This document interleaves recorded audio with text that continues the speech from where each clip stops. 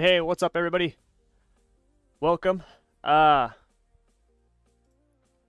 Really quick, I'm just gonna say this right now. I've been having internet issues. They're doing a ton of construction here right by my house, and the Comcast people have been out here working. And the last like week or two, I've been having some issues with my internet, which I should not be having for what I pay freaking Comcast. But it started popping up just now when the starting soon screen was on. So I am recording this. I was going to record it anyways because I'll be cutting it up and putting it up as a video after the live stream. And so if something happens and it goes down or something like that, I'll try to reconnect or something. It looks like everything's good now, so hopefully it'll just stay that way. We don't have to worry about it. But I just want to say that from the get-go. Also, let me know, can you guys hear me okay? Because I had an update on OBS, and of course that I don't know why this does this with Stream Elements OBS, but for some reason, whenever it updates, it like resets all of my settings, and so I had to redo everything. So let me know that you guys can hear me okay. And if so, then we're gonna get this party started. So, what's up, Blaine? Xfinity has had a bandwidth leak all over you. Well, there you go. You know, that sounds good. That sounds about right. Yeah, I'm actually going to be switching to Comcast Business now that I've got the so I formed my new LLC, so Thomas Brandon Ventures, and then I just got School of Sim Racing, Esports Racing Network, and the National Auto Racing Club. All three of those I just filed FBNs, which is the fictitious business names, and so those are now all brands of Thomas Brandon Ventures. And so now that I've got everything legit as a business, right, as an LLC, I will be upgrading, switching over to business internet and stuff like that, because now I can write off even more of this stuff, which is awesome. But anyways, so sound is good. Okay, sweet. Yeah, I have to learn how to use OBS. Would you be willing to make a video on it? Yeah, Anthony, I'm gonna do a video on OBS because I've had a lot of people ask me how to use it, so I'm gonna actually do that. Yeah, if you guys haven't signed up, we can hear. Okay, good, sweet. Visual learn. Okay, well, that's good, Anthony. We're going to be covering visuals today. I was going to do this as a video. I started actually recording the video yesterday, and when I started doing it, I was like, man, this video is going to be long. And so I was like, you know what? I'm going to do a live stream. I'll record the live stream, and then I'll cut it up and put out the recording afterwards. So anytime that I've got something that's going to take a long time, just if you guys have seen with the setup stuff and the other things that I've done, it's just easier for me to do a live stream, record it, and then post it later. So anyways, yeah, I'm going to be doing an OBS video. But if you guys haven't signed up on the website yet, and I know most of you have, but if you haven't yet, go to schoolofsimracing.net, sign up on the website. Just click the button that says join the community. When you do that, you get access to the new free membership site. I just put it up yesterday. I've been working on it the last couple days. I just put it up. That is where all the free content is kept now. And once you sign up there, you don't have to ever sign up again. So anytime I update, the free setups, for example, like I just updated all of the Dirt Midget setups. I just updated all of the free Dirt Midget setups like 2 days ago. I just uploaded them onto there. So once you have access to it, you've got it forever. And anytime there's something that's updated, or I make it, for example, I'm going to be building another free setup for the NASCAR trucks and the Xfinity cars. When I build it, it'll be going onto the free membership site. So everything will be there now. That's where all the free content will be. So anytime I post anything or do a video on something like that, and there's something free that's involved with it, it will be there. And like I said, once you sign up, you're there. You're there forever. You have access. There's no, you sign up and then a month later I'm be like, oh, by the way, this costs money. No, it's free forever. So if you haven't done that, do that, because a lot of this stuff, even though I'm doing it here on YouTube, a lot of these free trainings and things like that will also be put into that free membership site, just so it's easier for people to find, because sometimes searching for stuff on YouTube can be kind of a pain, especially if it's a live stream. I've noticed that it's harder for people to find my stuff when I do a live stream as opposed to a video. I don't know why that is with the algorithm, but it just is. But anyways, that's enough house cleaning. Let's get this party started, because we got a lot of stuff to cover. So first things first, okay? The stuff I'm going to be showing you today, all right, in this stream or video, if you're watching the recording of this, anybody can do. This is not the crazy advanced Motec stuff. Now, if some of you, if you've shown up hoping for that, I'm sorry. Because I can't do that in a live stream. This live stream would be 20 hours long. I will tell you this at the end of the live stream. I will tell you how you can join the Motec masterclass that I'm going to be doing here in the coming weeks. Just so you know, heads up, it will cost money. It will be extremely limited. I'm doing this for 20 people. That's it. Okay, and that's where I'll cover all of the advanced stuff, you know, aerodynamics, you know, how to actually measure the aerodynamics of, you know, the wing on a sprint car, or of the spoiler on a late model, or the nose on an Xfinity car, right, or the side bite, or all those things that you guys have seen me cover in videos and stuff like that. I'm going to teach you. I'm going to do a one-time only training for 20 people, and I'll cover that at the end of this, but I don't want to talk about that right now, because I want to help you guys with the basic stuff, because the basic stuff can help you. Okay, it absolutely can help you. And for all the advanced stuff that I do, and the maths and formulas and everything that I create, there are a handful of things that come with Motec when you download it that I use all the time, and it can absolutely help you, okay, in an insane way. Like, it can make your stuff so much better, especially when you get to like the asphalt side. You know, on dirt, you know, there's a couple of free things that can help, but because Motec is really more driven towards asphalt and, you know, road and, you know, pavement, oval, that type of stuff, it's a little bit harder on dirt. You know, on dirt, you got to get a lot more creative with your stuff. There's still some free things that come with the software, and I'm going to show you, but on the asphalt side, man, dude, there's some stuff that you don't need anything custom. You can just download it, put it up, and you're good to go. And so I'm going to show you guys that stuff today. All right, so first things first, you got to download Motec. This is really simple to do. You just literally do a Google search, Motec, right there, boom, click on it. All right, go to downloads, software, latest releases, and then you just scroll down right here, i2 Pro v1.1.1, whatever, but it's just i2 Pro. That's it right there. Click on that. That will download Motec. It'll install it, get everything set up, and you're good to go. Okay. Now, once you've got Motec, there's one more thing that you need, and that is the MU Telemetry Exporter. Okay. So what that is you're just going to type in, if you type in MU iRacing, that's all you got to do in Google, MU iRacing. This first one right here, releases, Patrick Moore. I don't know who Patrick Moore is, but shout out to him if he's the one that created this. Click on that, and right here where it says muinstaller.exe, click on that, download that, okay? That's the MU installer. Those are the two things, okay? MU has to be running in order to use Motec.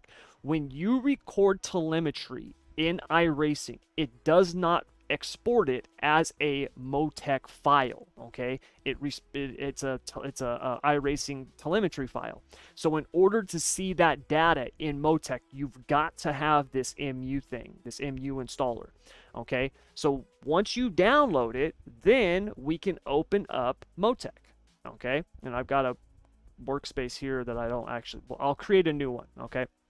So you're going to open up Motec. So open up Motec, and then also open up the MU installer app, which I've already got running. Okay, and once you open it up, this is what it'll look like. And this just stays running in the background. You just put it off to the side. You don't have to mess with it anymore. Okay, so once you've done that, now what you're going to do is you're going to create a new workspace. Okay, go to next, and then you've got these four options here. I'm going to be completely honest with you, okay? The rally one, I've barely looked at. I think I looked at it for about 5 minutes and I was like, I'm good. I don't need anything in that. The engine one, it's literally what it says. It's just engine stuff. You don't need that. Drag, we don't drag race in iRacing, okay? The only one that provides you most of the stuff that you need is the circuit, all right? So click on circuit, hit next, okay? Then you got to name it, and I'll just name this Motec video 2 because the first one was the one I was doing yesterday, and then hit finish, okay? And now you've got your workspace, all right? That's it. Now, a lot of this stuff is pretty pointless. You're not going to need it. You really don't. The thing you have to understand about Motec is this is created for real life, all right? NASCAR teams use this. Formula One teams use this. Indy cars. Like, I mean, this is used in real life. This is real life telemetry, data software.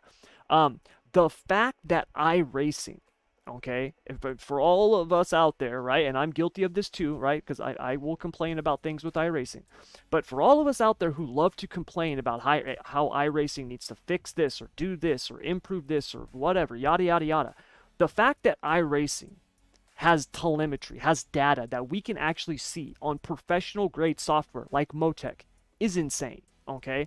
And it actually is good data, like it's legit data that you can use where you can actually see the physics of the car. That's incredible. So they've done a phenomenal job with this, and I have you guys have heard me refer to Motec before as an Alice in Wonderland sized rabbit hole. That's what it is, okay? It is absolutely insane. You could spend a year, I mean 10 12 hours a day, 365 days straight, and you probably still will not have everything figured out. There's so much stuff that you can do with Motec. It's insane. It's absolutely insane. So it's really easy to get lost in Motec, okay? So the first thing that you want to understand before you start doing this is if you are not a really good driver, right? I mean, I guess you don't have to be really good, but if you're not a good driver, if your problem right now is, dude, I can't, if you're a dirt driver, I can't drive through the slick, can't handle the slick. When the track slicks off, I'm everywhere, okay? Or if you're a pavement, if you're a cup driver or something, you're like, dude, once my tires get 20 laps, I can't control the car. Like, if those are your problems, Motec's not going to fix it. Okay, Motec, you don't need Motec. You need to go practice driving, all right? Motec really is for when you are, a good driver and you're like, dude, I want to figure out, when I'm spinning my tires. I want to figure out what this change does on my shocks. I want to figure out how I can make my tires last, longer or better over a 40-lap run. That's where Motec comes in, right? It's really for taking something that's good and making it that much better. Most of the time, if I was just racing, you guys, if I didn't do SSR or any of this stuff like this, okay, I probably wouldn't be using Motec. I probably would have never have started using it, okay? The main reason I use Motec is it allows me to help the community and to help all of the other drivers and stuff like that, okay? I do most of my Motec stuff I'm doing with very top level drivers, right? So pro level drivers, or I'm using it when I build the insider setups to verify what the car's going to do after a long run or when the track slicks off and stuff like that, because I build, if we look at the insider program on the dirt, for example, because I do 8 different, or there's 8 total, but I do 6 of them myself, right? We have pre-gen tracks that I'm building them on. I can't go out and run in every track by myself to build setups. If I did that, the insider program is the only thing I would ever work on. So because of that, I use Motec as a way to go onto a pre-gen track, get the thing dialed in, and then I can look at the data and compare it to when I have raced on that track with, when it was dynamic, when it was run in, and compare that and make sure that the car's doing what I want it to do as the track slicks off, okay? So that's the type of stuff that I use it for. Yes, I use it to verify things, and yes, I've shown you guys how stuff works with the videos and stuff like that. But at the end of the day, a lot of that you don't need, okay? You don't need to do that, all right? And stuff I'm going to show you today absolutely can help you. It'll absolutely help you, okay? So A lot of the trainings cost Tommy. Trainings cost coaching, etc. But I have questions. I just pop in and ask Tommy. Yeah, and that's the thing, Anthony. A lot of times if people have questions, I'll gladly answer questions for free. I tell people all the time, you don't have to schedule a session with me for me to answer questions. Now, if you're like, hey, man, I've got 80 laps worth of telemetry data. Can you take a look at it? We're going to have to schedule a session, right? Because that's going to take a long time. But if you're like, hey, man, I'm trying to figure this out and I don't know what this is doing, what do I look? You guys, I'll answer those questions for you. I might not get back to you immediately because, I get about, it's probably close to 500 notifications a day now, and 90% of them are SSR iRacing related. So I might not always get back to you right away, but I'll, if you have questions and stuff like that about this stuff, you guys, just ask. I'll gladly help you. So first thing that we need, now that we've got this up, we need some data, okay? Now in iRacing, and I'll kind of load this up really quick as we're doing this.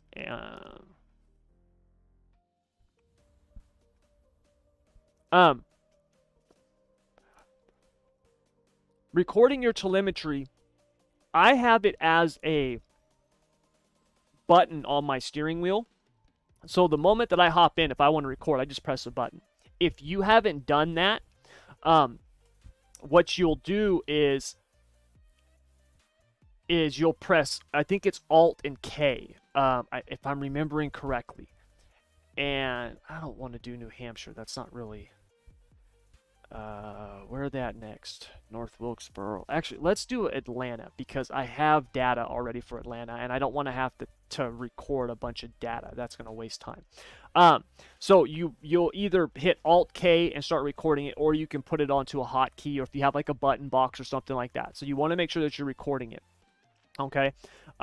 Once you have it recorded, then what you'll do when you want to upload it, okay, is you go right here to this little file with the plus sign and click on that.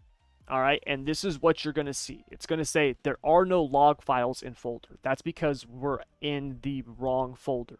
So what you got to do is you got to come over here, and just like you do when you're installing setups into iRacing, it's that type of thing. You're going to go to Documents, iRacing, and then down here where it says Telemetry, you're going to click on that. Once you do this one time in this workspace, once you do it, you've got it, okay? It'll automatically go back to that folder each and every time you want to upload your telemetry. So you want to make sure that you're not screwing up your file directories in iRacing or something like that, because if you start doing that, it's going to start sending the telemetry everywhere. So you don't want to be doing that. You just want to make sure that you're recording it and stopping.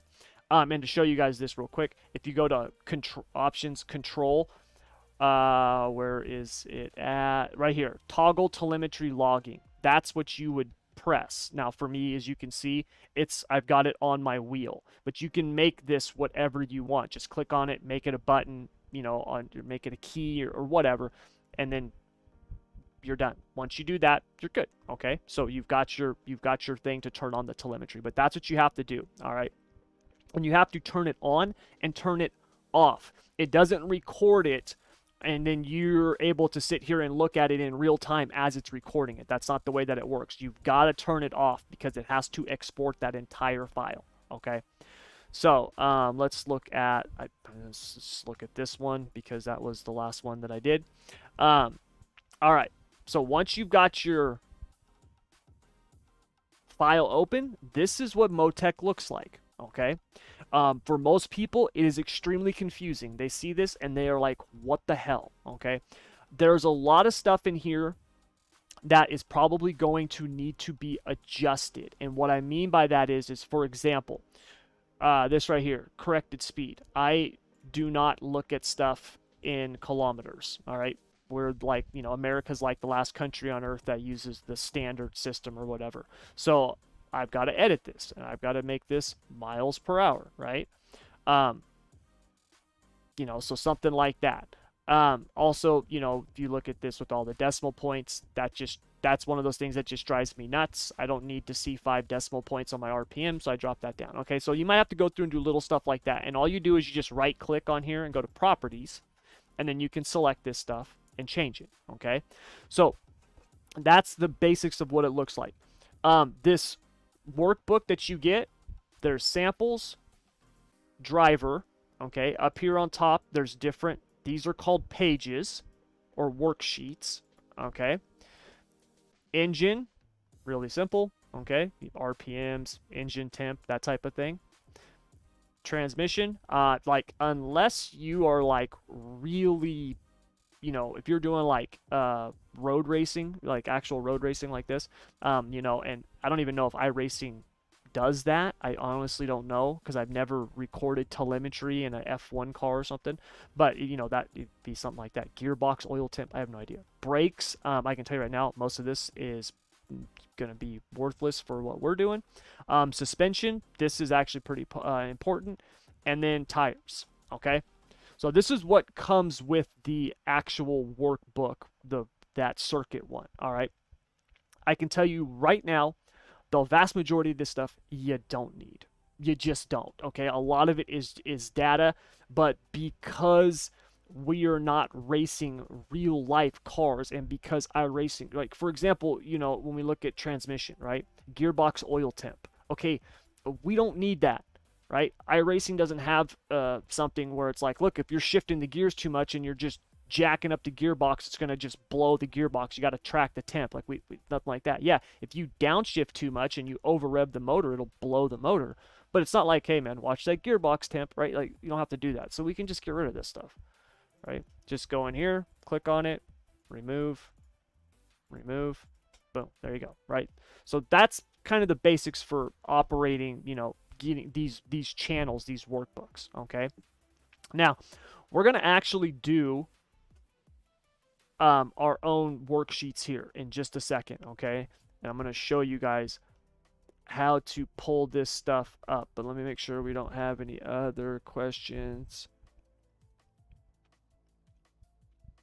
Hey, what's up, George?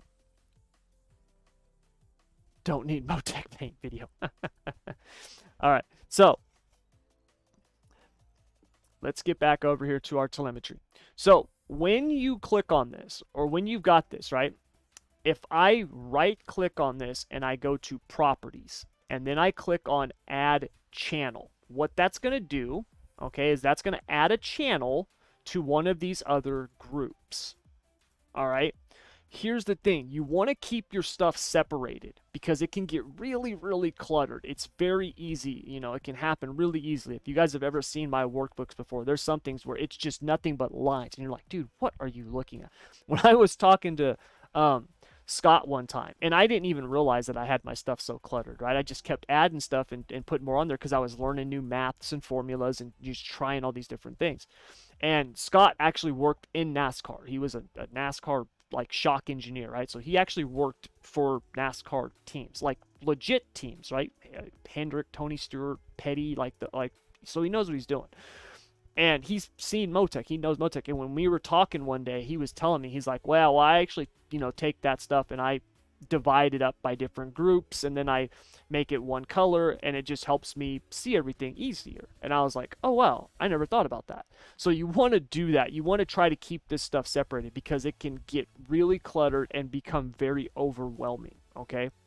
You can always add another thing here, another workbook or another worksheet or something like that, okay?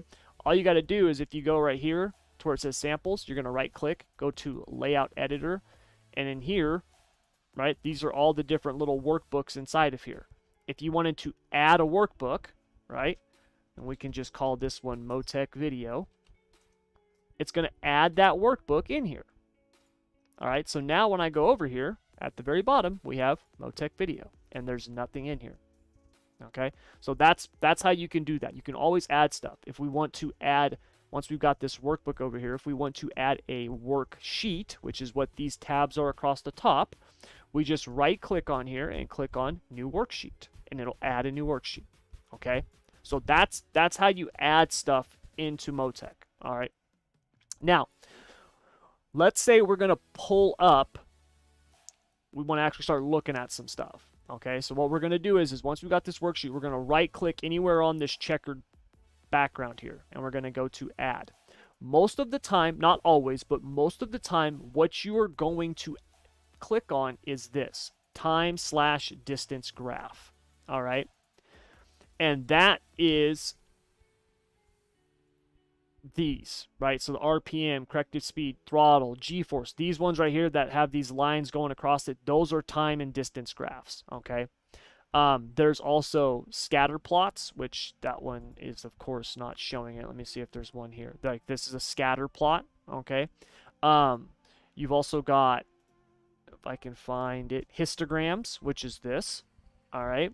So those are kind of the main ones, but most of the time, 9 times out of 10, you're going to do a time and distance graph, all right? So we're going to come here, and we're going to add a group, and we're then, once we got our group, we're going to add a channel. So first thing that we want to look at here, the very first thing that can help you in Motec, all right, especially on the pavement side, is ride heights. The reason why ride heights are so important, particularly on the pavement side, is because of the aerodynamic profile of the car. It's critical you get this right. It absolutely is. The setup that I built for Atlanta, the one that I won with and that I put out, a lot of you guys have actually, I've had a lot of drivers message me and be like, dude, I had my best run ever at Atlanta with that setup, which is awesome, and it's great. But that setup, there was a difference before I got the ride height in the front dialed in. I was probably like 3 or 4 tenths of an inch. Okay, not even a half of an inch, less than half of an inch difference on the front splitter.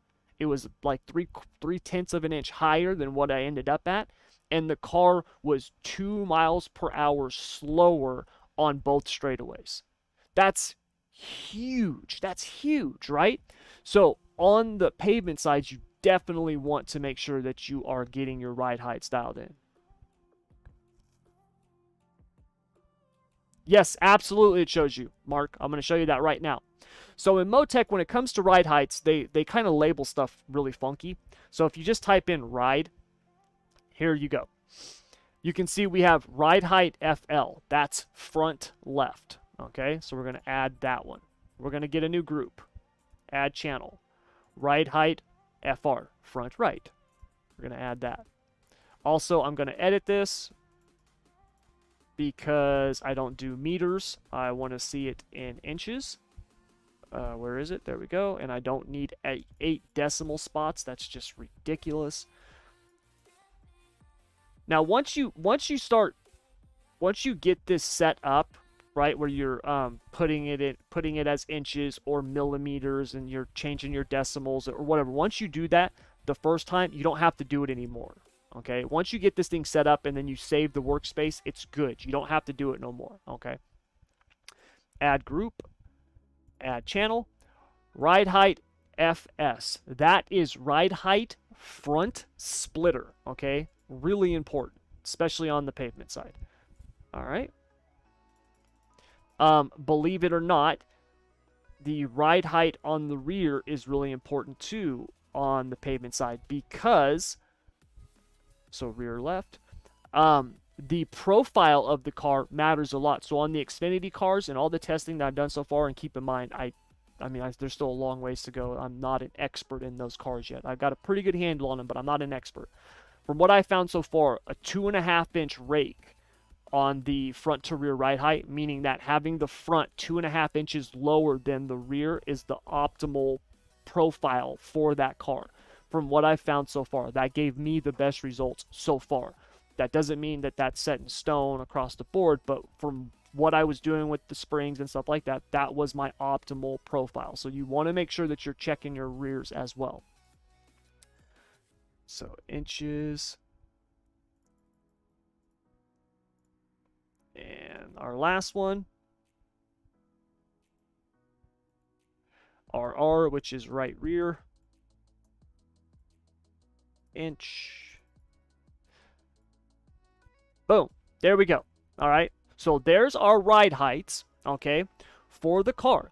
Now, the next thing I want to do is because we've got this, I want to actually right-click on this, and then right here where it says display, I want to go over that, and then I want to go here where it says show measurements, and I want to click on that, and that is going to show us important data.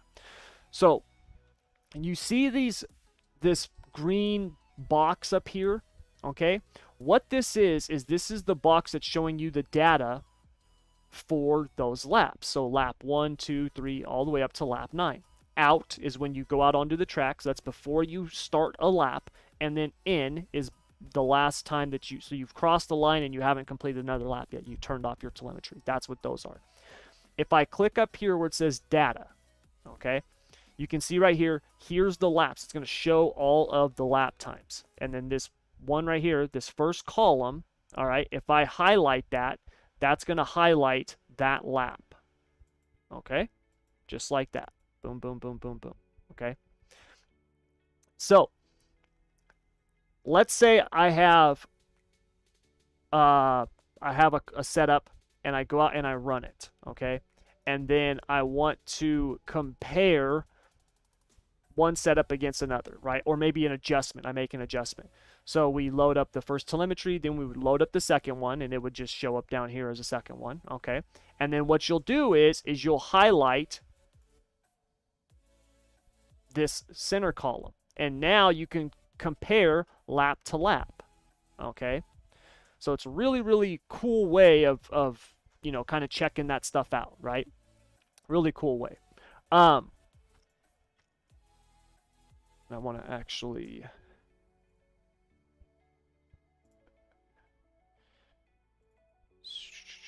Hold on, I gotta find something real quick.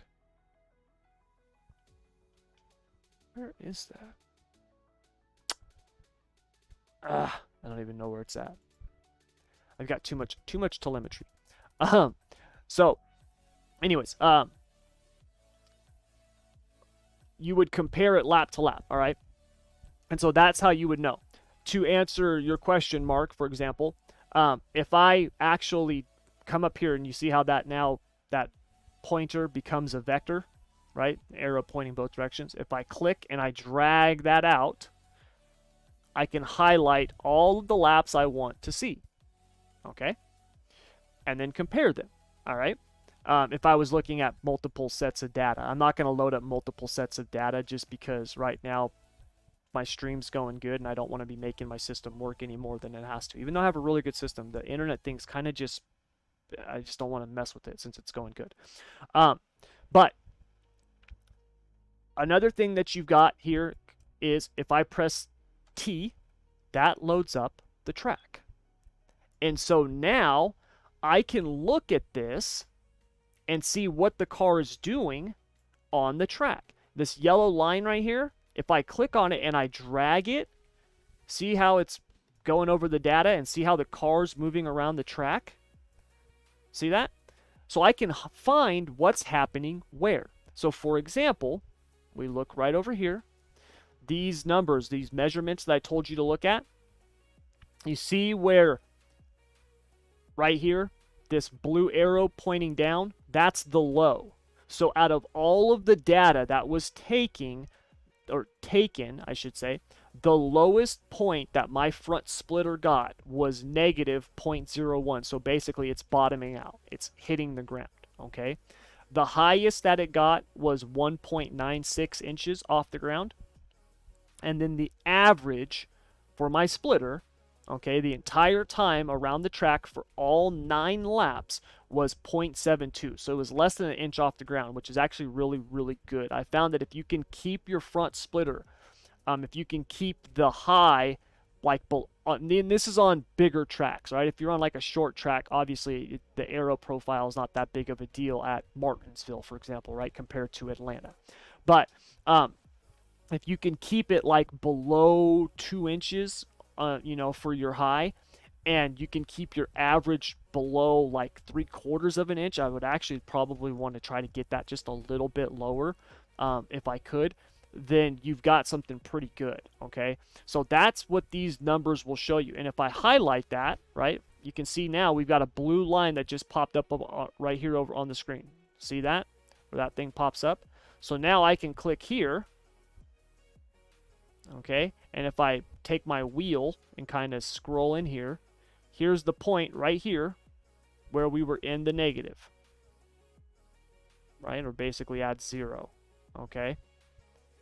And so now I can see that this on the track, that's going over that bump into turn 1, right? Anybody of you driven at Atlanta before, you guys know that bump, right? Going into turn 1. They just boom, drops down.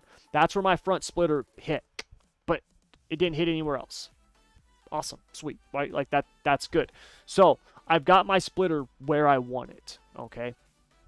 And I was able to see that because of Motec, because of the ride heights. Really, really, really important, all right? So that's, you know, what we've got, okay? Now, if we go to the garage here, okay, and we look at this, you can see this right here, because I got to show you guys this real quick. My static ride height for the left front is 4.5, right front is 4.5, okay? Left rear 7.0, right rear 7.0. All right, so what I'm going to do is I'm going to record my telemetry just sitting here in the pits. I'm not going to do nothing. I'm not going to hit the gas, nothing. Just going to sit here a second, turn the telemetry off. We're going to hop out of the car. Okay, now we're going to go to Motec, and we're going to get that telemetry file. There it is. Hit add, open, boom. And now you can see, here's our ride heights. Now this right here, this always happens with iRacing with the data. Why it does this jump, I don't know. I don't know if that's like the motor when it fires up, right? Motor starting, boom, fires, and then it levels off. So after it does this jump and levels off, this is what you want to see. So we don't need this here. We just want this here, okay? I'm going to turn the track off real quick because it's just in the way. And I'm going to grab another piece of gum because I am a nicotine gum addict. But if you look at the ride height here, remember on the left front, right? It was 4.5. Where are we here? 6.0. That's a big difference.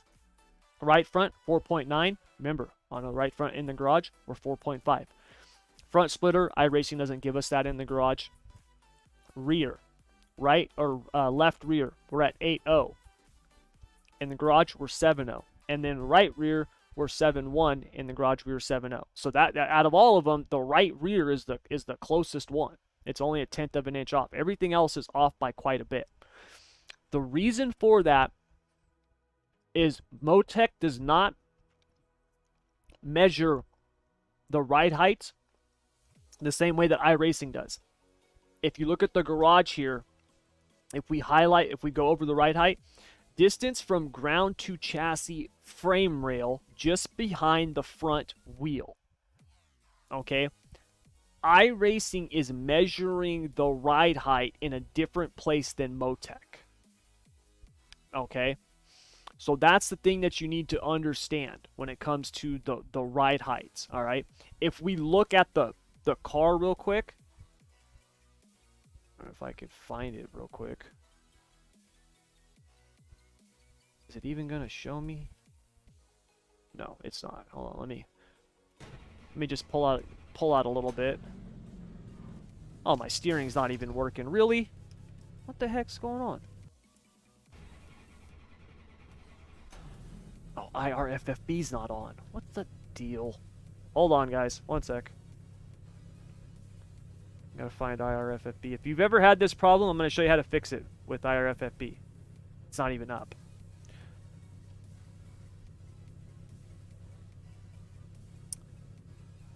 Ah, come on. Really? Out of all the times you choose to do this, you pick now? Okay, there we go. Now it's working. All right, make sure I turn that off. Okay. So let's just pull out here a little bit.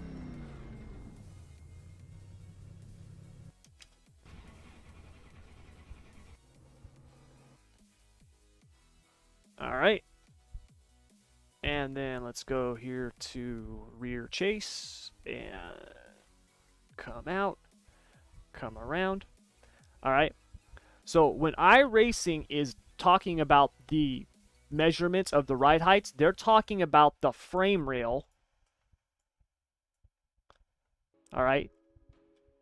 This frame rail, that's what they're talking about.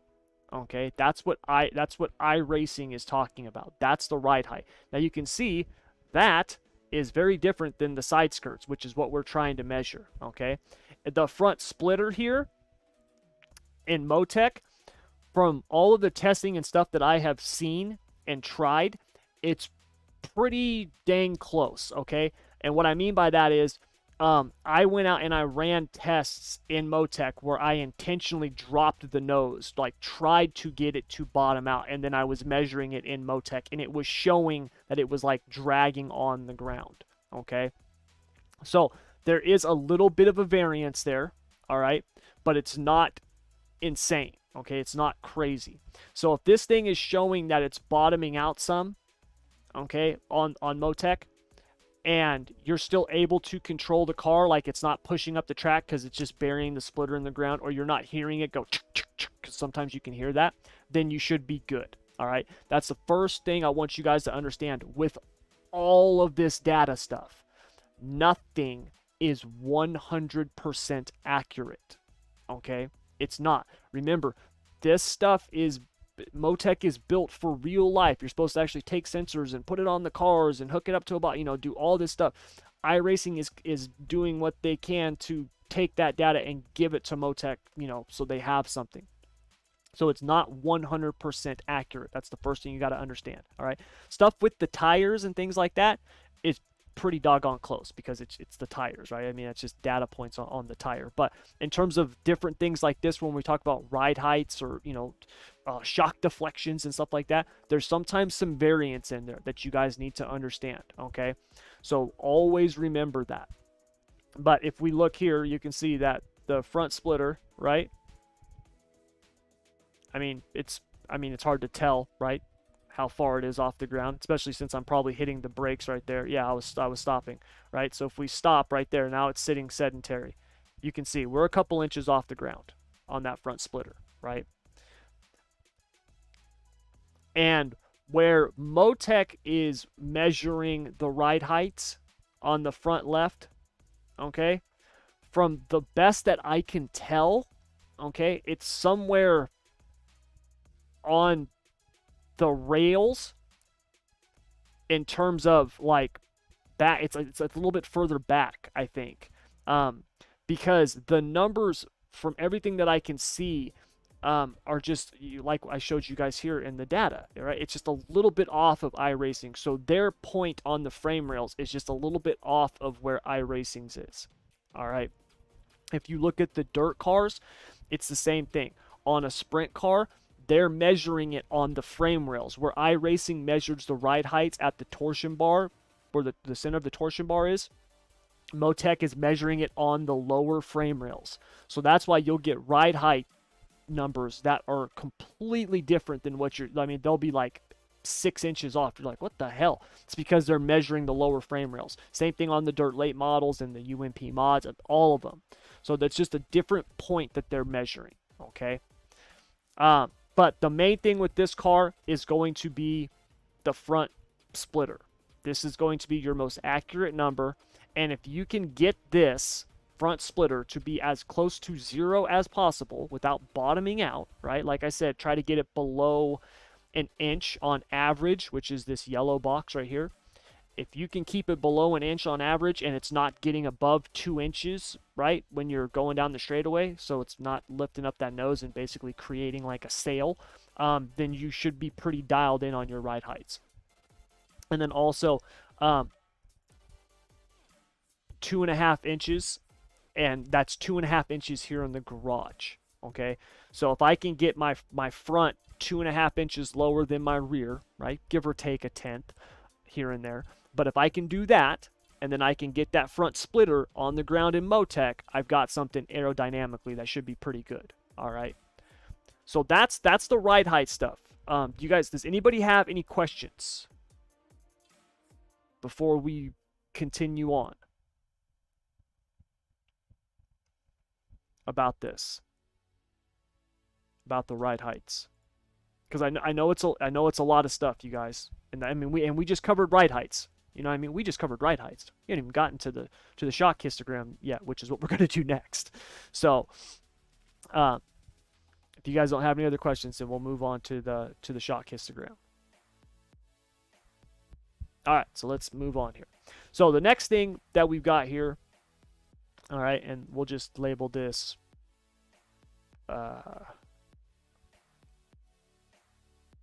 ride heights. All right. So the next thing that we've got here, we're going to create another worksheet, new worksheet. And what we want to do is we want to do I want to see my shock histogram. Now, first of all, let's go back to our other data that we had. So we actually have some stuff to look at besides us sitting on pit road. There we go. We're going to add, and this time I'm going to add a suspension histogram. And that's going to give us this right here. Now,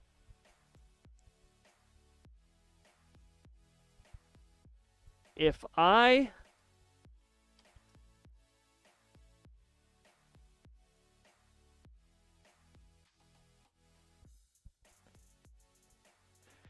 change that, okay, we want inches per second. And once again, I only want 2 decimal places. Okay.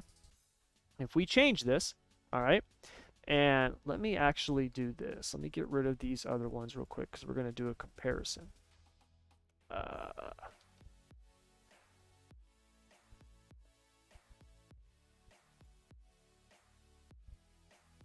Inches per second.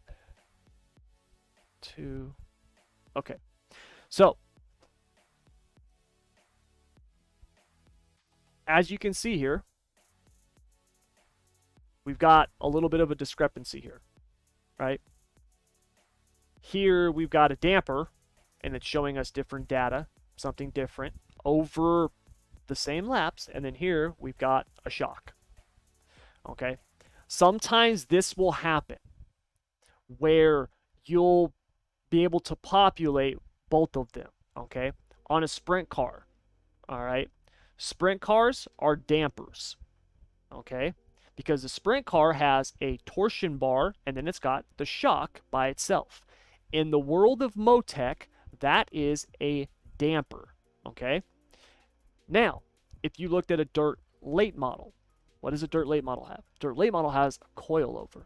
Whenever you have a coilover, that is a shock in Motec, okay? They are 2 different things. Now, sometimes this Xfinity car is a great example. It's both. It'll actually give you data for both, but the data is different. You can see here, we're showing different numbers here. So you want to make sure that you actually know what's on the car, right? You want to make sure that you're like, hey, you know, what does this thing have, right? Do we have coilovers? What do we have, right? And if I'm remembering correctly, I don't even know what these things have, if I'm being honest. I think they're shocks and dampers. Yeah, there's the shock, or I said shocks and dampers. Springs and dampers. There's the spring and there's the damper, right? It's not a coilover. Yeah, they're separate. So that's something you want to make sure that you know, all right? Because it can give you different data. And then if it's giving you different data, for one, it might not even work. But 2, if it's giving you different data, you could be looking at it wrong. Because believe it or not, if you look at this, you guys might be looking at this and being like, well, Tommy, I don't see a whole lot of difference. Well, there is. This right front, or excuse me, this one right here, this red one, the damper, that actually looks pretty good. I would be pretty happy with that. According to this blue one, it's got too much rebound. I don't want that much rebound in it.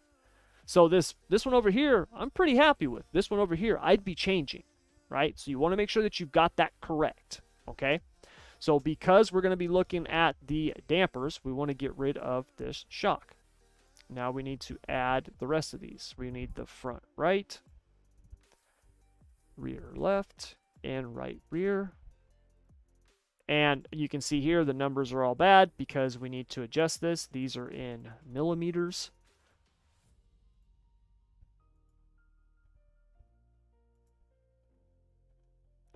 We only need 1 decimal place. Oops. Inches per second. And anytime that you're looking at the velocity for a shock or a damper, you want to be looking at either inches a second or millimeters a second, depending whichever system you use. Okay. So this is the shock histogram. All right. And what this is showing is a few different things. Okay. So what this is doing is this is measuring, Motec is measuring, all right, the movement of that. And you guys, even though they're called dampers, I'm just going to call them shocks. Okay. So that's what in Motec it's a damper, but I just refer to them as shocks. Okay. So I don't want to confuse anybody. But as the shocks are moving, right, compressing, extending, all that stuff like that, it's recording all that data. Okay. And then it's plotting it here in this histogram. All right. If we were to look at this on a line and graph chart, right, or a time and distance, right? If we looked at the damper velocity on one of these, that's what are we looking at, right? Like that's a lot. Well, that's because that suspension's moving a ton. Even if it's only moving very little, it's moving a ton. So in terms of, and we're talking about the velocity of it, when it comes to that, we don't want to look at it like this, okay? Because this ain't going to help us at all. We want to look at it in this histogram form because this is where it's really going to help us. Now, when we're looking at this, and check the off topic slightly, but does aero grip affect wing sprint cars as much as mechanical? Oh yeah, aero grip's huge on the sprint cars, man. What do you adjust first? Oh, Mark, what do you mean? What do I adjust first? For what? I have a whole process that I go through for building setups. If you go to the website and you get the free membership, in there you'll get my setup guide for Xfinity cars and the super late models on the asphalt side, and it'll walk you through the process that I go through for building setups because it's a whole process. I don't worry about the aero stuff till the end. I get all the mechanical stuff dialed in first. Okay, even on a track that's a big track, I always worry about the mechanicals. It's got to work mechanically, because that's ultimately for me. This is me talking. Okay, other drivers may do it other ways, and there may be a better way of doing it. This is just what works for me right now. For me, if I can get my car to work good mechanically, then the aero is a bonus. The aero is the speed. You got to have the profile correct so you can have that top speed. But my car's got to work mechanically, right? So that's why I focus on that first. Then I do the ride heights. And ride heights are last. Ride heights are last, Mark. They're last. I fine tune my ride heights when I'm trying to get all the speed that I can get. My shocks are the last thing that I tune for the mechanics of my setup. So once I've got the springs figured out, I've got my track bars, my trailing arms. If I'm on a dirt car, once I've got my torsion bars, my wheel spacing, right, my corner weights, all that stuff, my stagger. Once I've got all that figured out and I got my shocks dialed in, right, then I would worry about aero. Now on a sprint car, doesn't really matter, right? When the track's tacky, it's flat and forward, and we don't move it back until the end of the night. But on the asphalt side, the ride heights are last because that's how I'm fine tuning that aero profile. Well, I have a baseline setup, Mark, that I built that I start with, and it has the aero profile close to where I want it, anyways. And then I build everything mechanically, and then I fine-tune the ride heights to really get them to where I want. Real race cars have torsion bars. Welcome to the stream, Greg. Okay, so when it comes to your shocks here, the shock histogram, the simplest, easiest thing that you can do, if you learn nothing else about this shock histogram, if this is all you take away, it will help you immensely. It really will. If you can get this histogram to look like a pyramid, Okay, I know that sounds super simplistic, but trust me, if you can get it to look like this, you're good. Okay, you really are. You can see here, this right rear, this is perfect.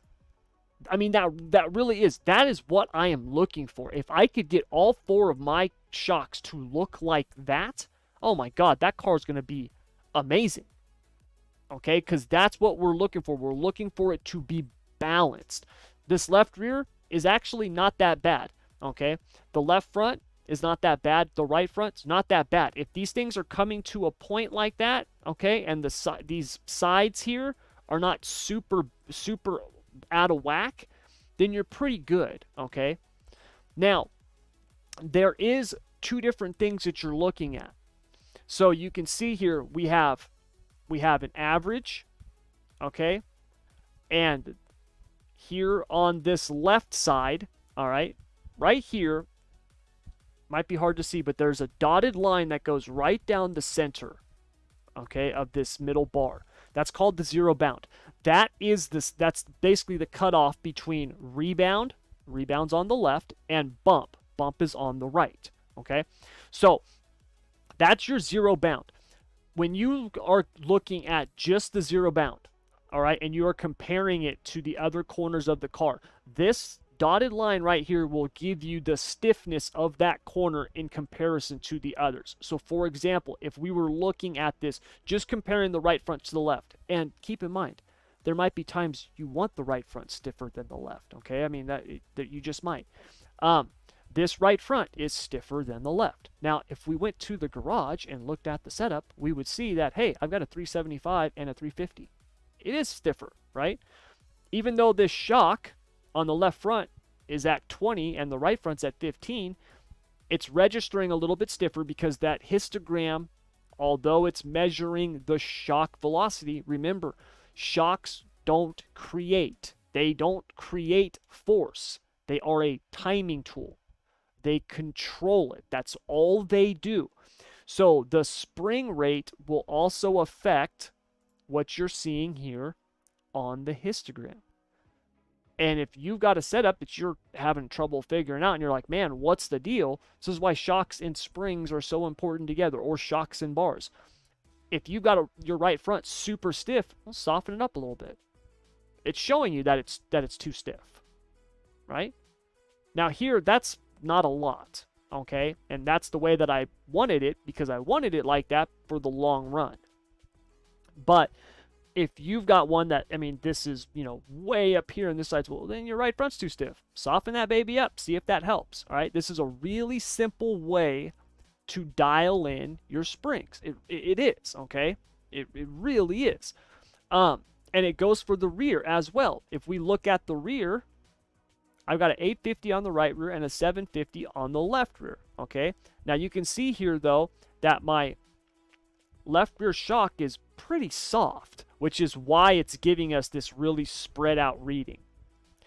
Because you guys remember, okay, soft and fast are the same thing with shocks.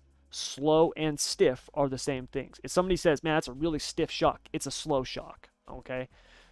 I always use both of those terms because some people prefer to say slow and fast versus stiff and soft, okay? I always say both of them together.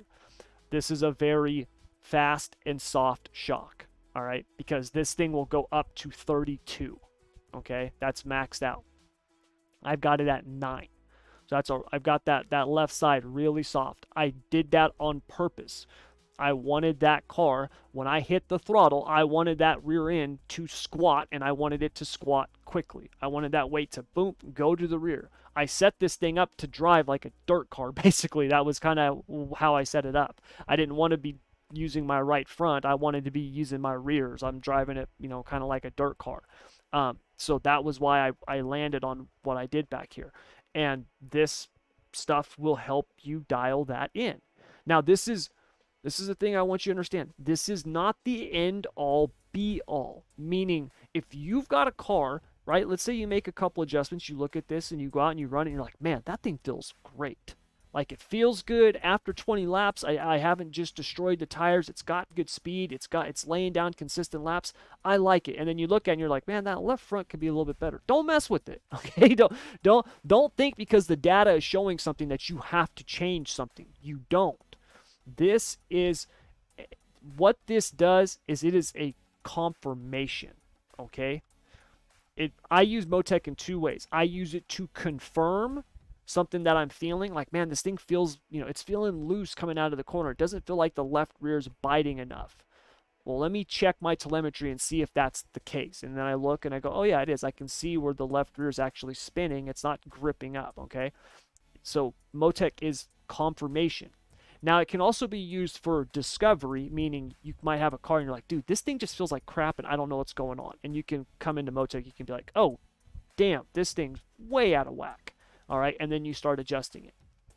But you don't use it to determine what you're going to do, right? You don't go, well, man, this thing feels really good, but Motec's saying that, I could stiffen the left rear a little bit, so I'm going to do that. Don't do that. If it feels good and you're comfortable and you're laying down good, consistent laps, then go with it, okay? I tell people all the time, don't destroy something that is good or even great in search of perfection, okay? Don't do that, all right? You don't have to be perfect to win. You absolutely don't. To be honest, you don't even have to be great to win. Like, you can be just pretty good and you can win races, especially on the asphalt side. That's something I've been learning the more and more I'm doing this. Most people burn their stuff up. It ain't got nothing to do with their setup. It's just the fact that they just drive the crap out of the car the first 20 laps of every tire run. So you don't have to be perfect. Same thing on the dirt side. You really don't. You don't have to have the perfect setup to go out and win races with. You don't, okay? So remember, this is confirmation or discovery. Nothing, no more, no less, all right? It is not the end-all, be-all, okay? So that's the zero bound and kind of the overall stiffness of that corner of the car, all right? Now, the next thing that you'll notice is we've got like this box that kind of goes down the center here. See how it's like a lighter color than the rest over here? That is the low speed zone, okay? So with shocks, you've basically got two types of movements. You have a low speed movement and a high speed movement. A low speed movement is the setting of the suspension. So for example, I'll use a winged sprint car because that's a really easy thing to visualize. When you hit the throttle on a winged sprint car and the car wings over, right? That car winging over, okay, the shocks and everything, the way that everything's moving, that is a low speed movement, meaning that is something that is what we want the car to do. On the asphalt side, when I roll out of the throttle and and I roll into the brake and the car shifts forward, right? That weight transfers forward under the nose of the car. That is a low speed movement, okay? Now, when I'm driving and I hit a bump, right, and it, boom, jolts the car, that's a high-speed movement, okay? That's everything outside of this box. So you can see here on the left rear, got quite a bit of high-speed stuff going on. The reason why that is because that shock is so fast. I've got it at such a soft number that it's moving a whole lot more, okay? That's why this is registering like that. For me, it wasn't that big of a deal. Like I said, the car felt good, and so I didn't mess with it, okay? But that would be something to where if you're like, man, every time I'm hitting a bump, this thing's getting all out of whack, or it feels, that's where you would look at the low speed, high speed, all right? And for the most part, you want the vast majority of stuff to be in the low speed. That's why I said you want these things to look like a pyramid, all right? Now, your low speed, high speed cutoff, if I right click on this, we go to properties, right here you can see high/low speed boundary. It's set at 1 second right now. I will use 1 or 2 seconds a lot of times. Some people will even use 3. From what I have found on the asphalt side, on the pavement side, 1 to 3 seconds is good. All right, that's a good low speed, and I actually confirmed that with my buddy Scott, the one who I was talking about, the shock specialist guy. Now on the dirt side, right, like your low speed, high speed boundary could be like 5 seconds, okay, because you're on dirt, it's moving a whole lot more. I typically will run it at 3 though. That's just it shows me the data that I want to see. But this is something that you can change, right? If I put 2, just widens that box, and now these numbers up here are different. All right, that's all that it does. Okay, it's just giving you that. Now it's going to change your numbers up here, because what this is showing, if we look at this right rear shock, for example, all right, the average rebound velocity is 1.5 inches per second. That's how much it's moving on the rebound side, okay? If we look at it on the bump side, it's moving 1.5 inches a second. Okay, that's the average. That is a very good balanced shock. Now, if we look at what this shock actually got, it's got a 16/10, right, with an 850 spring. So this is telling me that I've got a really good combination of shock and spring on the right rear for how I drive the car. All right, that's what that histogram's confirming for me. Okay, now our high speed velocity, okay, 13.8%. Okay, so if we took all of the movements that this right rear shock is making, all right, 13.8% of those movements are high speed rebound movements. That's what this number means. All right, 36.8% are low speed rebound movements, which, remember, we want the more low speed stuff we have, the better. Okay, on the bump, we're at 37.2, so basically almost identical low speed bump movements. And then on the high speed bump, we're at 12.2. All right, so that's what these numbers mean. Okay, now let me make sure we don't have any questions before I continue on.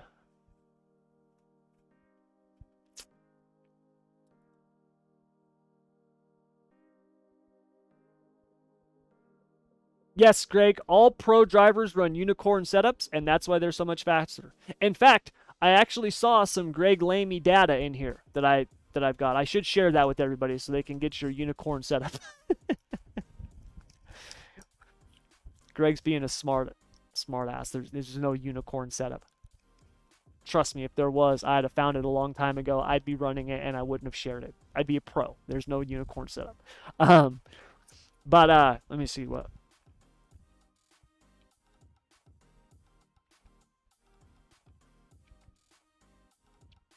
How do you adjust the ride height without affecting the crossweight? Oh. You just do the sides evenly. So, let's say, because I'm already kind of low here, but we've got 51.4, right? I drop that down. Okay. Then I drop that down. Drop that down. Now we're lower. We're at 51.4. If I actually drop that down, right? This won't pass tech, but I've lowered the car. We're still at 51.4. You just got to balance it out. That's all. So if I want to increase this back up,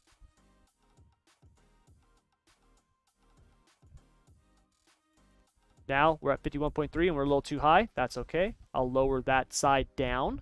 Okay, 51.4. And then lower that, right? And what's that? Right. There we go. 51.5, 0.1% difference. It's not a big deal, right?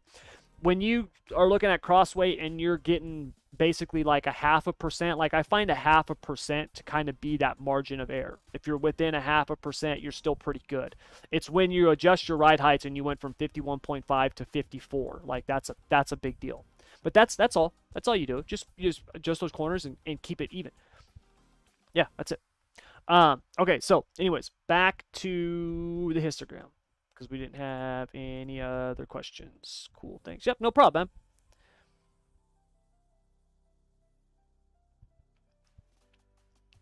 What size right rear bar and how many turns in the right rear of the NASCAR? I wish I knew all that stuff, man. Well, first of all, I mean, NASCARs, they don't even run a bar, right? Where they got their truck arms or whatever the hell these things are. Now, I've had a lot of people ask me about the next gen car, you guys. I'm still kind of working on that. There's more stuff for that coming in the future, because those things, I haven't messed with them too much because they're not very fun. They kind of suck. You just hold them wide open. They're like the winged sprint car of pavement racing right now. They really are. You just hold them wide open. It's boring. Anyways, so that's the histogram. Now, when you're, let's say you're looking at this and you're like, okay, I've got my, actually, let's do this. So let me test a couple laps real quick. Turn that off. Turn on my telemetry. Get the chat up real quick. All right, so actually, let me do something. I'll show you guys an example of this. I'll go to the extreme. Let's just say, for argument's sake, right, that we've got this on the right front, right? Probably would never run that, but let's just say for an example, that's what we've got on the right front, a 32 over 0. I know a lot of people run, because I've heard this before, that a lot of, and I guess a lot of the pro drivers do this, where they just run like max settings on the shocks, like they just max them out at 32. I don't know if that's true or not, but that's what I've heard. I tried that. I thought it sucked. But I will say this, when it comes to your shocks, they're affected by everything else, and they affect everything else. Like what shocks you are running has, it's going to depend on the springs you have, your ride height, your crossweight, all that stuff. It all matters.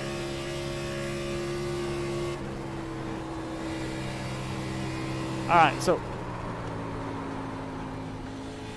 you can see that right front with the going into the corner there. Loosen the car up a little bit. Made her want to snap. This will be the only lap we do.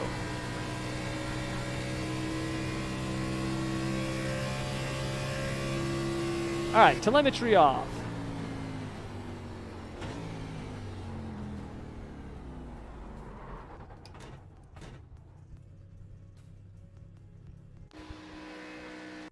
Okay. So, oops, what am I doing? Go to Motec here. Pull up the data.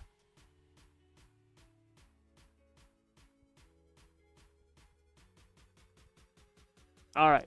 And now you can see here, and I don't even think we actually completed a full lap, but as you can see here, this is really, really stiff, right? Much, much stiffer compared to what we had before.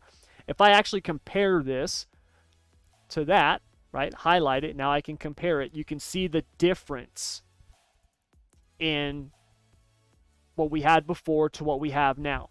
Now, the key to this, okay, and this is something really important to think about, is look at what that change did in comparison to all the other shocks. Look at all these other shocks on every other corner of the car. Remember, all we changed was the right front. We changed the right front bump and the right front rebound, but we affected how everything else is reading.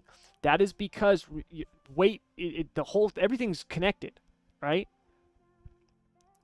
The way that you adjust the right front shock, okay, because weight transfers what? Corner to corner, front to back, side to side. So if I take rebound, right, if I lighten the rebound on the right front, when I hit the throttle, the rate at which that weight will go from the right front to the rear is now accelerated, all right, which is going to affect how that weight is applied to the rear, even though the speed at which it's going to be done, right, because remember, the shock is a timing device, okay, even though we didn't affect it or we didn't change it specifically on the left rear or the right rear, but it's still affected because of what we did to the right front. So that's something you always want to think about.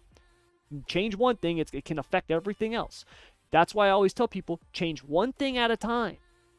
Because you might find that, look, man, I actually changed this right front shock. All I did was, decrease the rebound, and it made all the other shocks better, and the car feels good, right? You don't need to go, I'm going to throw a whole other package on there, because then you're just screwing yourself. So just changing that one thing, and you can see it affected these, okay? Now, I'm going to turn off this other one just because it's a little bit confusing. But you can see that left rear is now reading better. That right rear is stiffened up some, right? I mean, it definitely affected it some. Left front looks similar. But here on the right front, you can see it's way, way stiff. And a lot of that has to do with the fact that, well, look, we went to a 32 on the bump, okay? So we would look at this and we can see, hey, that's a little over damped. It's got a little too much bump in it. We might want to decrease that some, okay? And then you can see that our rebound, right? And, our numbers here, we're inside the box. Now, if I went out and actually ran a bunch of laps, okay, we would have some different looking data because we only ran one lap and I got sideways in the corner, okay? But that's just an example of what that can look like. All right, the more laps you run, the more consistent the data will get, and then you can actually start, working with it. And when you look at it, you want to look at the course of a run. You don't want to just look at one lap, because one lap can be deceiving, right? I was just doing that as an example, okay? So that's the shock histogram. You guys, if all you did was take the iRacing setup, right? If all you did was take the iRacing setup, fine-tune the shocks, right? Fine-tune the ride height to get it, dialed in for you. Get the speed out of a little more speed out of it. And look, you might not even have to do what I did in the front. You can see they've got this thing tilted as well. They've got what is that? More than half of an inch they've got the car tilted. I've got mine even, right? Now, their arm symmetry is minimum, where mine was at 5. And remember, arm symmetry is what holds the left front down. But you could just maybe lower the front down a little bit, right? Maybe fine-tune a little bit like that. Maybe if you want to change crossweight or something, and then get your shocks dialed in, and you're going to have a setup that will be better than this. For you, that's the thing, you guys. The iRacing setups are not bad, particularly on the asphalt side. They're not bad. On the truck side, I could actually take the iRacing setup, make just a few changes, and have a pretty good setup. Now, I do build my own, but I could do that. I could just show up, haven't even ran the track yet, haven't tested or nothing, grab the iRacing setup, make a few changes, and it'll be good for me, right? It might not be its best, but it'll be good. And if all you're trying to do right now is just get started with this, keep it simple, right? Keep it simple. iRacing gives you a good platform to work from when it comes to the pavement side of things, right? Dirt, I will say there's some stuff where it's like, yeah, I'm not a big fan of, okay? Just being honest, right? But on the pavement side, dude, a lot of their fixed stuff is really, really good. It really is. So you don't have to change a ton. You can make these things fit your driving and do well, okay? Let me see. Nothing else. All right. So, you guys, we covered the ride heights and we covered the shocks, all right? Shock histogram will also help you on the dirt side, you guys. It's the same principles on the dirt side. It really is. No matter what dirt car you're looking at. You can... and it won't, I can't load up the data here because it won't work in this book. I'd have to go get my other books, and I don't want to have to load up a bunch of crap because we'd have to convert everything because of shocks or dampers and all that stuff like that. But on the dirt side, it'll absolutely help you. I guarantee you it will. The shock histogram. Ride heights, not so much, because the ride heights aren't a huge factor. They do matter more on the dirt late models than like the wing sprint cars. It's a good way to see if you're bottoming the car out because it'll tell you where the lower rails are. But for the most part, it's not going to do much for you. Now, one other thing that you can do, and this will help you with every car, okay? I'm going to teach you guys a very simple math that you can do. Super simple. And it'll actually show you traction. All right? So, we're going to go up here. You can see right here, there's a little box. It looks like it's got a bunch of little colored dots in it. That's called maths. Click on that.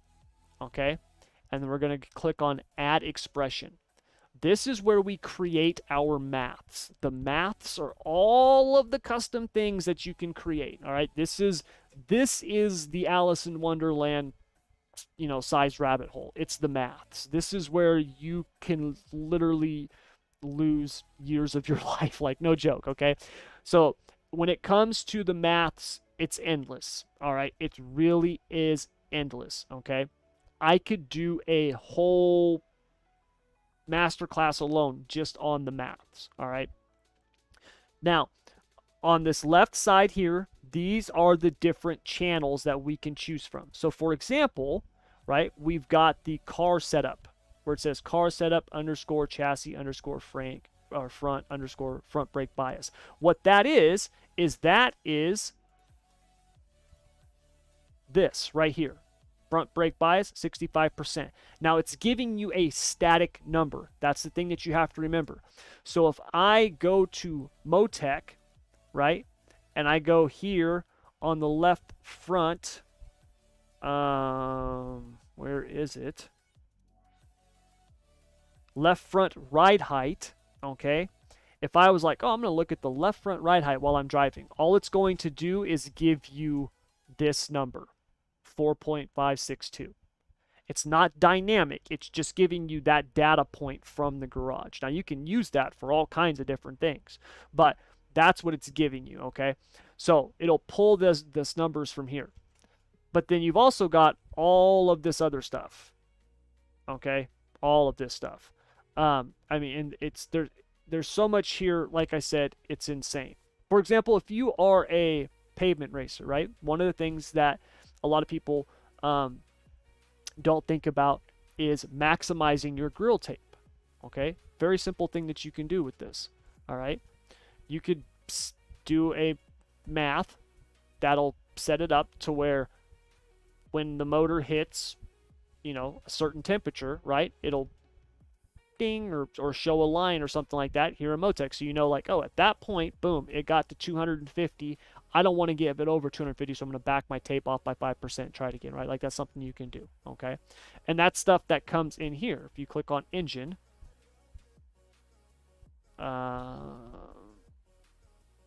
engine temp right here, okay? Engine oil temp, right? I think on the Xfinity cars, it's like 260, the water temp or something like that. Once it hits 260, it starts flashing red and then it can blow. But that's a thing that you can do, okay? But back to the math. So we're going to add expression. So what we're going to do is we are going to do traction. All right. And I want to go back here to our thing here. All right. So we're going to add traction. So we're going to go to maths. We're going to add an expression. And we want to look at our left rear wheel spin. Okay. So quantity, this is the unit. All right. You can do all different types of stuff here. I'm going to leave this as unit list because I don't need it to be in a unit. Display unit, since it's unit list, I'm leaving it as none. So what we're going to do is how can we measure traction, right? Well, what we need to do is we need to compare something, right? We need to compare our wheel spin to our speed. Really simple, right? So for example, if my wheels are spinning at 200 miles per hour, but my car is only going 160, well, then I've got a 40 mile per hour difference between my wheels and my car. Make sense? Obviously, we would want those two numbers to be as close together as possible. If our car was going 180 miles an hour and our wheels are spinning 180 miles an hour, then we've got no wheel slip, right? As those things are moving, that car's moving. We're not spinning off the tires. Now, keep in mind, because tires are, different sizes, things like that, the numbers are it's never going to be completely perfect. It's not going to be like you're going 150 and your wheels are 150. It's not going to be like that. But this will give you a difference that you can use to compare. And that's the thing. Everything is always comparing apples to apples when it comes to things like maths, right? So, for example, my aerodynamic numbers that I look at, right? My downforce numbers that I created for the Xfinity car. When I'm comparing my downforce numbers on my, my front dynamic nose downforce, I'm not doing that so I can look at it and go, hey, I'm generating 3,500 pounds of downforce on the nose. Yippee! Like, that's not what I'm doing. I'm looking at it and I'm saying, okay, this way has 3,500. This way, using the exact same math and everything else, generated 3,400. There's 100 pounds difference. What's that different? Why is that different? And that's where I'll look and I'll be like, oh, this ride height is lower than this, or this is softer than this, or whatever. Okay, so that's how you want to attack this. So we need our wheel speed, okay, which is rear left. All right, and you can see it comes out to M-S. We want that to be miles per hour. All right, so I want my wheel speed minus our ground speed. And we want that to be miles per hour. Hit OK. All right. And if we click here, new worksheet, and I just put traction, add time and distance, add group, add channel. And now we want to look at left rear wheel spin. Boom. There it is. And now you can see, remember, we had the wheel speed minus the ground speed. And if I wanted to, you know, kind of have something else on here to compare it to, right? Add channel. We can just go to ground speed. Edit.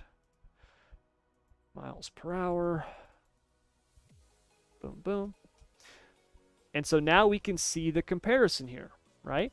Another thing that we can add to this, add group, add channel, throttle. So when I'm at 100% throttle, right? Going, whoops, I did not want to do that. God dang it. There we go. When I'm at 100% throttle, going down the front stretch here, and I'm at 175 miles per hour, I've got 2.2 miles per hour worth of wheel spin. Okay? And you can see it fluctuates. But if I right click over here, go to display and show measurements, all right, you can see that I'm averaging only about 2 miles per hour worth of wheel spin. That's great, right? Or at least I think that's great. Now I would obviously go out and do another run, okay, or maybe compare lap 1, right, and then look at lap 9. And then we would see that, hey, on lap 1, I'm only getting 1.6 miles per hour worth of wheel spin, or on lap 9, I'm getting 2.13. We can already see that the rear tires, right, the left rear tire is starting to wear down. And obviously, I would do this for the right rear as well. So we go wheel speed right rear,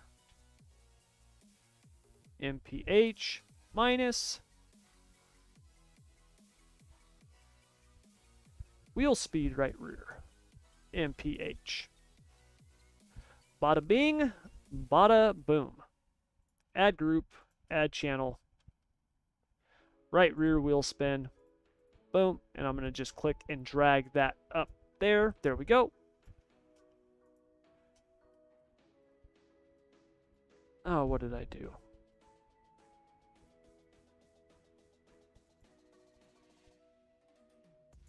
Oh, God dang it.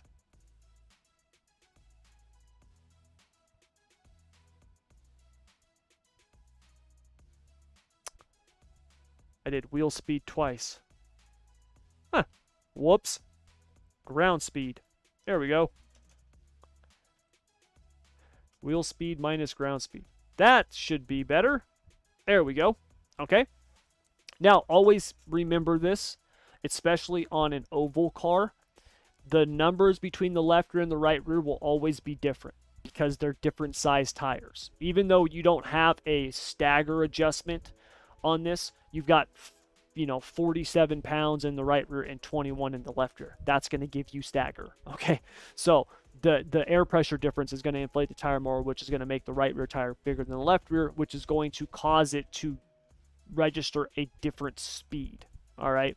Same thing on the dirt. We actually run stagger, right? You're running 13 inches of stagger on a sprint car. That right rear speed compared to the left rear are going to be two different things. So when you're looking at it, you want to make sure that you're looking at that wheel to wheel, meaning I'm comparing the right rear wheel of lap 1 to the right rear wheel of lap 9, right? Or setup to setup, that type of thing. Okay. But right there, you can see very simple and easy way to look at traction. And this can show you, like, hey, man, I'm spinning my tires coming out of the corner. Is it me or is it the car? Is it the setup, right? Because you can look at this, you can say, well, I'm, out of the throttle, wheel speed, this is actually below 0, right? Because the wheels have decelerated because we've got off the throttle and the car's still catching up, which is going to happen. You're going to get that type of negative number. And then when I'm back on the throttle, the wheel speed picks back up, right? The velocity picks back up. My spin is not that bad, right? We're within range. So my throttle looks good. My throttle looks smooth, right? I'm not just stomping it. It's not like it's just a straight line up, right? Like it's flat and then boom, straight up. I'm rolling into it. So it must be the tires, right? So that's a good way to analyze it. Really simple way for you to look at traction, all right? Which is a big deal. And you guys, I've done complex formulas for measuring traction. Very complex formulas for measuring traction. This method that I just showed you right here is just as good. It really is. It shows you the information that you need. Right? Because I've done ones with theoretical speed and movements and all these different things, right? And at the end of the day, all we need to know is how much are my wheels spinning. But that's it, man. That's all traction is. What is my wheel slip compared to my speed? There you go. Really, really simple. And you can use this to look at traction on any car. Right? Doesn't matter if you're looking at rally cars, road racing, cup cars, sprint cars, whatever. Okay? So really easy way to measure traction right there. All right? So, you guys, that's pretty much it. I mean, those are the three main things I kind of wanted to show you. And basically, here on Motec, I mean, everything else you guys you can kind of go through and see. I mean, it's pretty open and simple in terms of looking at stuff, right? Something like G-forces. Do you really need to know the G-forces? Maybe. Like, I look at them, but how often do I look at them? Not that much. I mean, I use them for calculating maths, but overall, I don't need them that much. Right? Gauges, I guess that looks cool, but I don't really need that, right? Mixture, I don't even know what that means, okay? Scatter, once again, why do I need a scatter plot of the RPM, right? I'll just look at it on a line chart, RPM histogram. Do I need that in iRacing? Probably not, right? Suspension histogram, that's what we were already looking at. Suspension FFT, I don't even know what that is, right? That's the suspension position. I mean, if I wanted to look at the suspension position, come here to suspension, click on suspension positions, doesn't even show it, right? Now, if I wanted to look at just get rid of these, right? And let's say I wanted to look at the damper position.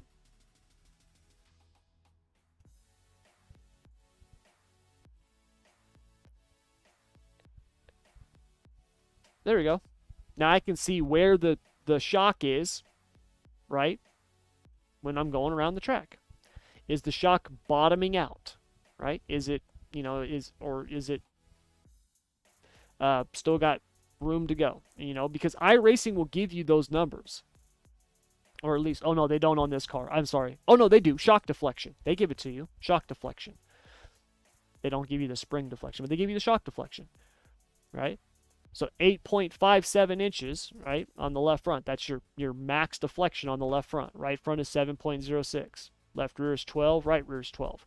So here in Motec, all right, on the front left, as long as this thing isn't going past 8.57, then we got room on the shock, right?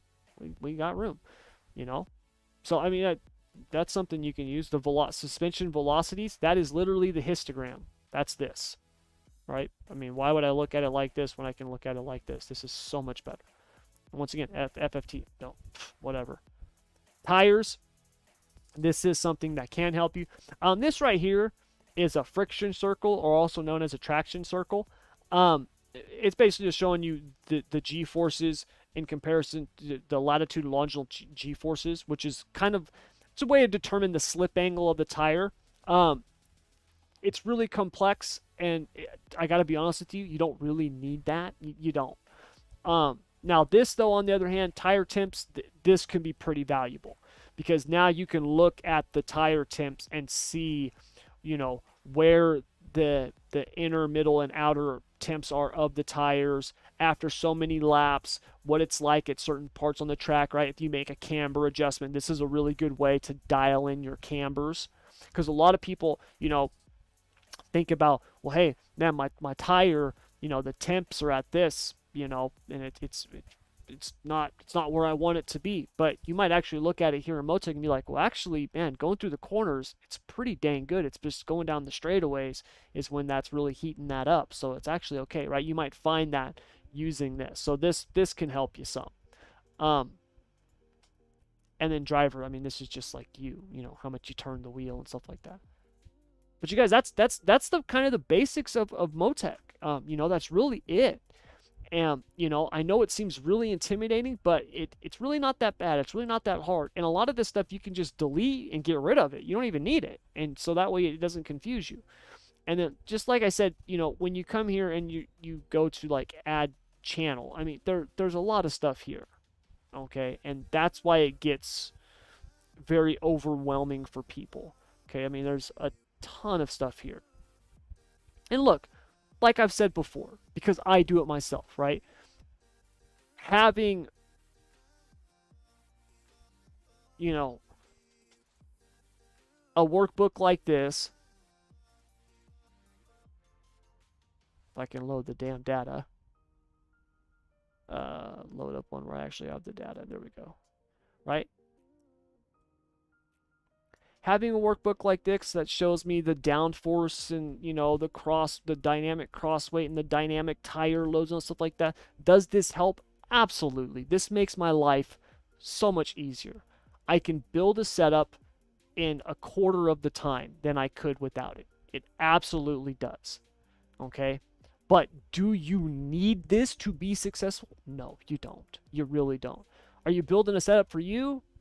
Right? If you're just building a setup for you, you really don't need this. You guys, I'm just being completely honest. You really don't. It helps. It helps. Absolutely, it helps. It saves time.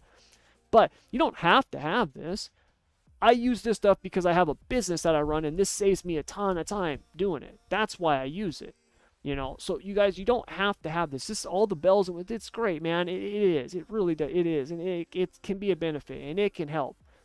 But it's not going to fix your driving. Like, you got to be able to drive. Okay. So, like, you know, if you're like looking for those every 10th of a second you can find, yeah, this can help. You know, having these complex workbooks and advanced stuff, it can help. It absolutely can. But you don't have to have that. Please don't think that you have to have this, you guys, because you don't. Just doing those couple little things that I showed you can absolutely make a huge improvement to what you're doing. I mean, it really can. Ride heights, shock histogram, and traction. I mean, it can really help you guys. And it doesn't cost you anything to do. It doesn't cost you no money, no nothing. All right. So, guys, that's pretty much it. Now, really quick, because I've had a lot of you guys ask me about this, and I still get message about it all the time. I am going to be doing a Motec masterclass. Okay. I mentioned at the beginning, I'm going to be doing one. I probably shouldn't be doing one, but I'm going to. Okay, just about everybody else in SSR, especially the other leaders who helped me with SSR, probably don't think it's a good idea that I show and teach this stuff. But I want to do it, just to do it. I've talked about it for a long time. I'm gonna do it. This is a one-time only thing, you guys. Okay, this really is. I know people say that. This is a one-time only thing. All right, and it's limited to 20 people. Okay, that's it. 20 people. It is going to cost money, and I'm gonna tell you guys now, it's not going to be cheap. Okay? It's not going to be thousands of dollars, but it's not going to be cheap. All right. I'm just being completely honest with you. Okay. This, and you guys, like I told you at the very beginning, this is it's for a small part of people. This is not for everybody. I'm going to be honest with you right now. If you're, you know, if your goal is not to be a pro level driver, right, or you're not already a pro level driver, you don't do this. You don't need it. Don't do it. Okay, because I don't think it's worth the money. All right, and like I said, or the time, you guys, because this training is going to be, it's going to be a few weeks. Okay, this is not something where I'm going to do a couple, like 2 or 3 2-hour videos and it's like, all right, you know everything about Motec. Like that's not what we're doing. Okay, I'm going to teach you what I know about Motec, and I'm not going to tell you that I know everything, because I'll be the first one to let you know I don't know everything. But everything that I know about Motec, I'm going to share. All right, how to calculate these dynamic loads right here, so you can actually see what's the weight on each corner of the car as it's going around the track in real time. And this is telling you not just the mechanical weight, but also the weight that's being applied there by the downforce from the car. Right? I'm going to teach you guys that. I'm going to teach you guys actually how to calculate the downforce on the car, how I get the numbers to do that, how I get the data, the maths that I use, all of that. Right? And this works on asphalt and dirt. I'm going to teach you guys how I calculate the downforce on the wing, how I calculate the downforce on the rear spoiler on the dirt late model or the big block modified. Okay? How I calculate side bite and forward bite, all those different things. I'm going to teach you guys that. All right. And we're going to create an advanced workbook just like I've got. All right. If that sounds interesting to you, make sure you go over and sign up at the website, schoolofsimracing.net. Click on the button that says join the SSR community. I will be putting out more information here in the next week or so. Okay. I'm finishing up with my Road to Pro dirt late model guys right now. Okay, I don't want this to overlap, but I want to get them all taken care of and dialed in and finished up before I start doing this. Because once I start doing this, it's going to take some time for me to put together and doing everything. It's coming. It's coming in the next 4 to 6 weeks is when this thing will be launching. And like I said, you guys, I'm not doing this again. I'm not. I'm really not. I know people say that all the time. I'm not. Okay? Maybe in the future you might be able to buy the recordings or something, but I'm going to tell you guys right now, if that ever happens, I'm going to be charging $2,000. It's going to be something absurd. I'm just being honest. It'll be something ridiculous, okay? I'm doing this to help, but also understand this is, SSR has an edge because of the stuff that I do from this, that I get from this, okay? It does. So I'm kind of pulling back the curtain here a little bit, and that's why I'm only doing it with a small group of people. It's 20 people. 20 people. That's it. No more, no less.